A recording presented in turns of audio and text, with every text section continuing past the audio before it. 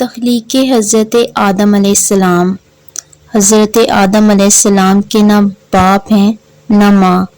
بلکہ اللہ تعالیٰ نے ان کو مٹی سے بنایا۔ روایت ہے کہ جب خداوند قدوس نے حضرت آدم علیہ السلام کو پیدا کرنے کا ارادہ فرمایا تو حضرت اسرائیل علیہ السلام کو حکم دیا کہ زمین سے ایک مٹھی مٹی لائیں۔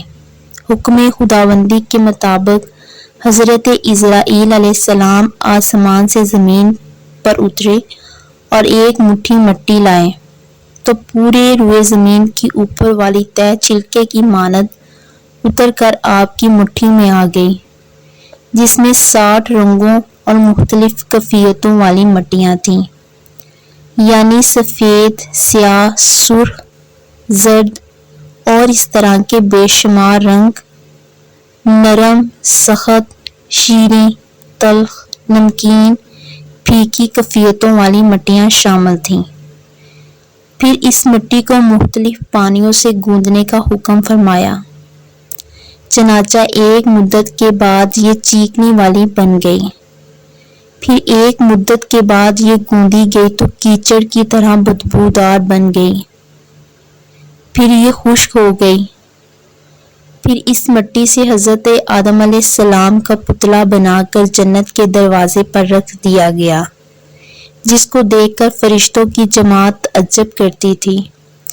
کیونکہ فرشتوں نے ایسی شکل و صورت کی کوئی مخلوق کبھی دیکھی ہی نہیں تھی۔ پھر اللہ تعالیٰ نے اس پتلے میں روح کو داخل ہونے کا حکم فرمایا، چنانچہ روح داخل ہو کر جب آپ کی نتھوں میں پہنچی تو آپ کو چھینک آئی، اور جب روح زبان تک پہنچی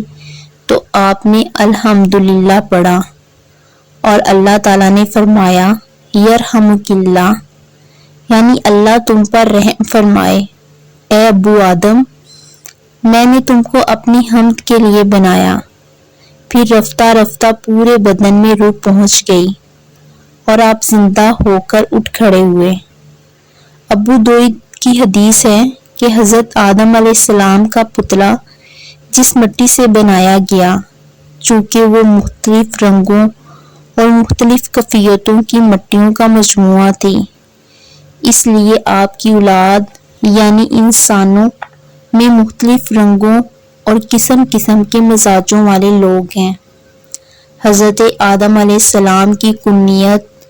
ابو محمد یا ابو البشر ہے،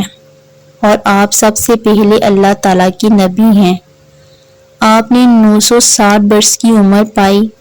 اور بوقت وفات آپ کی اولاد کی تعداد 1 لاکھ ہو چکی تھی،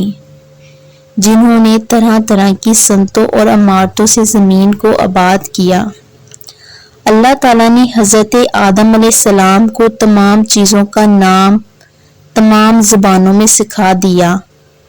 اور ان کو تمام ملائکہ کے نام، تمام اولاد آدم کے نام، اور تمام حیوانات، نباتات، جمادات کے نام، اور ہر چیز کی صنعتوں کے نام، تمام شہروں، تمام بستیوں کے نام، تمام چرندوں پرندوں کے نام، درختوں کے نام، اور آئندہ عالم وجود میں آنے والے سب کے نام، اور قیامت تک پیدا ہونے والے تمام جانداروں کے نام، اور کھانے پینے کی چیزوں کے نام، اور جنت کی تمام نعمتوں کے نام، اور ہر چیز اور کے نام، اور پیالہ اور پیالی کے نام۔ اور حدیث شریف میں اللہ تعالیٰ نے آپ کو 7 لاکھ زبانیں سکھائیں۔ قرآن مجید میں بارہا اس مضمون کا بیان کیا گیا ہے کہ حضرت آدم علیہ السلام کی تخلیق مٹی سے ہوئی، چنانچہ سورۃ آل عمران میں ارشاد فرمایا، ترجمہ: بے شک عیسیٰ علیہ السلام کا حال حضرت آدم علیہ السلام کی طرح ہے، انہیں مٹی سے بنایا، پھر فرمایا ہو جا تو وہ فوراً ہو گئی۔ جب حضرت آدم علیہ السلام کو خداوند قدوس نے بہشت میں رہنے کا حکم دیا تو آپ جنت میں تنہائی محسوس کرتے تھے، تو اللہ تعالیٰ نے حضرت آدم علیہ السلام پر نیند کا غلبہ فرما دیا اور آپ گہری نیند سو گئے۔ تو نیند ہی کی حالت میں آپ کی بائیں پسلی سے چھوٹی پسلی کو اللہ تعالیٰ کے بدن سے جدا کر دیا، اس ہڈی کی جگہ گوشت پیدا فرمایا، پھر اس پسلی کی ہڈی سے حضرت حوا علیہ السلام کو پیدا فرمایا۔ اس لیے ہر مرد کی دائیں طرف 18 پسلیاں اور بائیں طرف ایک کم یعنی 17 پسلیاں ہیں۔ پسلی کے جدا ہونے سے حضرت آدم علیہ السلام کو کوئی تکلیف نہیں ہوئی، بلکہ حضرت آدم علیہ السلام کو احساس بھی نہیں ہوا کہ میری ایک پسلی جدا ہو گئی ہے۔ جب حضرت آدم علیہ السلام نیند سے بیدار ہوئے تو یہ دیکھ کر حیران رہ گئے کہ ایک نہایت ہی خوبصورت اور حسین و جمیل عورت آپ کے پاس بیٹھی ہے۔ حضرت آدم علیہ السلام نے ان سے فرمایا، تم کون ہو اور کس کے لیے یہاں آئی ہو؟ تو حضرت حوا علیہ السلام نے جواب دیا کہ میں آپ کی بیوی ہوں اور اللہ تعالیٰ نے مجھے اس لیے پیدا فرمایا تاکہ میں آپ کو مجھ سے انس و سکون قلب حاصل ہو اور مجھے آپ سے تسکین ملے اور ہم دونوں ایک دوسرے سے مل کر خوش ہوں